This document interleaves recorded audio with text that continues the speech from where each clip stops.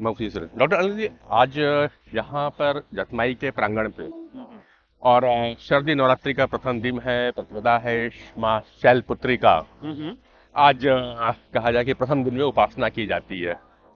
मैं एक eye surgeon से बात नहीं करूंगा फिलहाल अभी, क्योंकि आई के बारे में तो वैसे भी आप कुछ बोलते रहते हैं। मैं आपके जो एक विशेष योजना चलती है, आप जिस पे विशेष रूप से भी काम कर रहे हो, वो है दृष्टि से दृष्टिकोण की। एक मॉडर्न साइंस को आप अध्यात्म से जोड़ के बात करते हैं, तो आज जो दिन है हम्म। नवरात्रि का प्रथम दिन शैलपुत्री का दिन होता है। हम्म।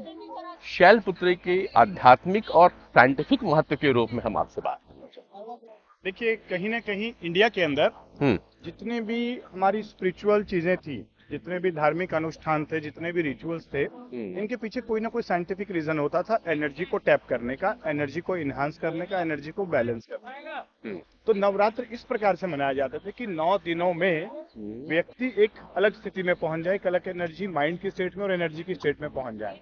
आप देखेंगे ज्यादातर समय जो नवरात्रि होते हैं चैत्र की या अभी के जो नवरात्रे हैं इस समय के, जी। ये 2 ऋतुओं का चेंज होता है। ठीक है। यानी एक ऋतु से दूसरी ऋतु की तरफ हम चेंज हो रहे होते हैं। हम्म। और मेडिकल साइंस भी बताते हैं जब भी मौसम चेंज होता है तब हमारा इम्यून सिस्टम ज्यादा सेंसिटिव हो जाता है और कहीं ना कहीं एलर्जीज या इन्फेक्शन या सर्दी खांसी पकड़ने का चांसेस या बुखार होने का चांसेस ज्यादा होता है। तो हमारे जो ऋषि मुनि थे वो एक साइंटिस्ट थे, वैज्ञानिक थे। तो उन्होंने इस बात को समझा कि ऐसे समय में जब इम्यूनिटी कमजोर होती है तो ऐसे में लोगों को खुशी के साथ, एनर्जी के साथ उनकी ऐसी रिचुअल्स में जोड़ दिया जाए जिससे उनका मन प्रसन्न रहे, मन में स्पिरिचुअल एनर्जीज आ जाए और उनके डाइट में बदलाव ला दिया जाए, उनके खान पान में, रहन सहन में बदलाव ला दिया जाए, तो वो और स्वस्थ हो जाएंगे। तो इसीलिए जैसे जैसे ऋतुचर्या, ऋतु के हिसाब से ऋतु चेंज होती है, उसी हिसाब से ये नवरात्रों का त्योहार मनाया जाता है, जिसमें आपको नॉनवेज नहीं खाना होता है, सात्विक खाना खाना होता है।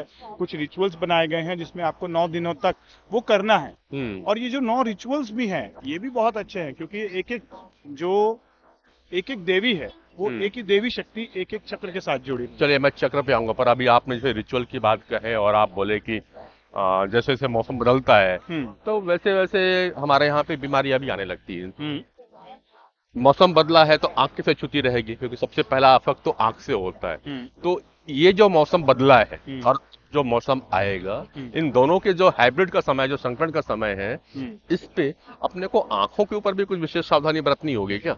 बिल्कुल। देखिए, आंखों में भी इस प्रकार के मौसम में एलर्जीज होने की संभावना ज्यादा होती है। हम्म। तो ऐसे मौसम में थोड़ा सा विशेष सावधानी रखनी चाहिए। नींद प्रॉपर लें, हम्म। जो स्क्रीन टाइम है उसे कम रखें, हम्म। और कहीं ना कहीं घर से बाहर जब आप जा रहे हैं तो एक प्रोटेक्टिव आई गॉगल का यूज करें, और घर में वापस आने के बाद ठंडे पानी के छींटे आंखों में जरूर लगा लें। राइट।